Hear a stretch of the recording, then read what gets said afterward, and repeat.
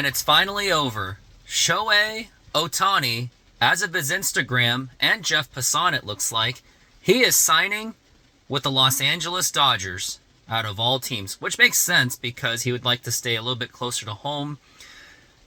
Doesn't want to move his house, I guess. I guess he likes his home in LA area. But before we get into this, hit that like button, subscribe, and hit that notification. Now let's get into this. So it is according to his Instagram, Shohei Ohtani is announcing that he is going to be a Los Angeles Dodger, that he is leaving the Angels, although we pretty much already knew that, and that the good news about this is Shohei Ohtani is at least not in the American League threat, so that is the good part. Now, the bad part is the Mariners didn't get Shohei Ohtani, and I know this is a bit biased, but man, all I can say is, as much as I don't personally like the Dodgers, I do applaud that their ownership really does care and really wants to win another World Series on top of what they won in 2020 during the COVID year.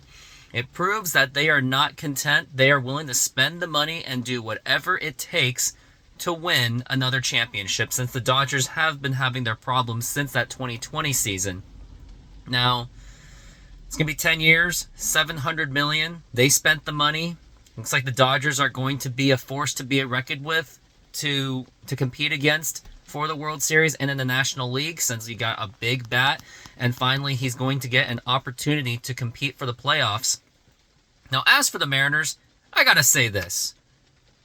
Once again, what are you guys doing? So, you guys went ahead and you cut payroll by getting rid of Eugenio Suarez, not extended a qualifying offer of Teoscar Hernandez. Now, the only good thing about it is we don't have 400 strikeouts to deal with. Then you got rid of Jared Kelenic just to get rid of the contracts of Evan White and Marco Gonzalez. Now it seems that the Mariners were a bit better off of keeping what they already have and just try to get anyone. But of course, this ownership, ran by John Stanton, they are just so obsessed of just, quote, saving the money. Saving money. At what cost of not winning a World Series? Yes, I understand that the business, you have to be profitable, you have to make money, but here's the thing. If you really feel that need, and if you're always stressed out about needing to make profits, then why are you in the business? There are plenty of people out there that run a business where some, within measure and good reason, making money is not like their primary thing.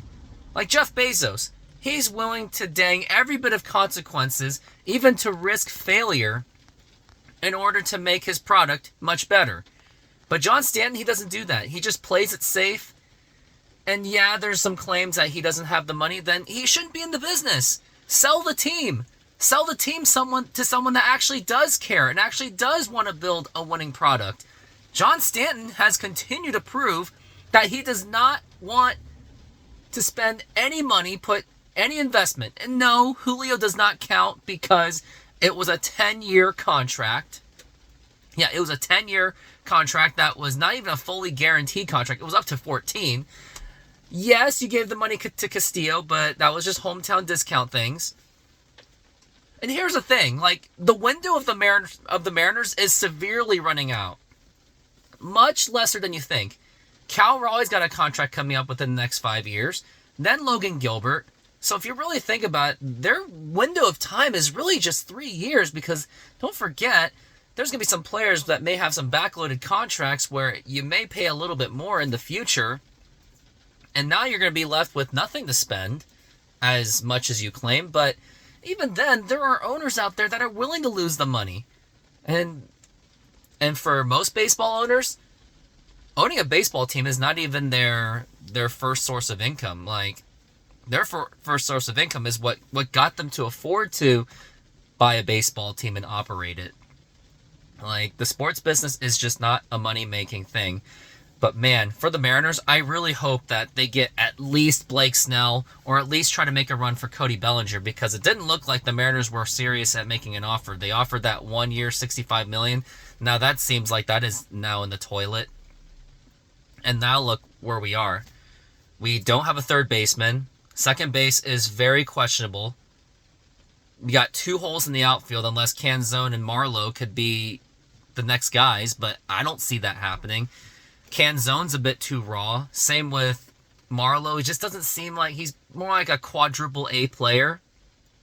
But the Mariners, they really got a lot of work to do. Like, there's an understatement.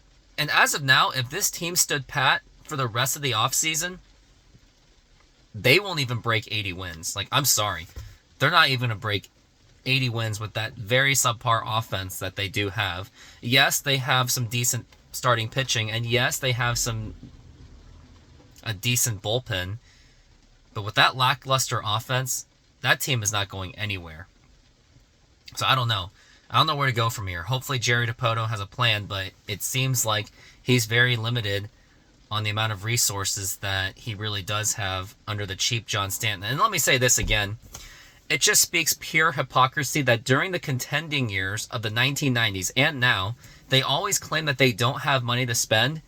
But when Bill Bavasi was the general manager from 2003 to 2008, they all of a sudden gave him as much as he wanted to build a team that lost 100 games with a $100 million payroll. But those are my thoughts on this whole thing. Hopefully the Mariners do figure out a way to salvage this offseason, because the only good news out of Shohei Ohtani going to the Dodgers is that he is now in the National League competition and not in the American League competition. So that will help just a little bit. But, man, for you Blue Jay fans, I wonder how you guys feel after John Morosi basically inaccurately tweeted that he was going to be a Toronto Blue Jay. And now I'm sure Toronto fans now will name him as his #1 villain. But anyways, thanks for watching. And if you like this video, hit the like button, subscribe, and hit that notification. And thanks for watching.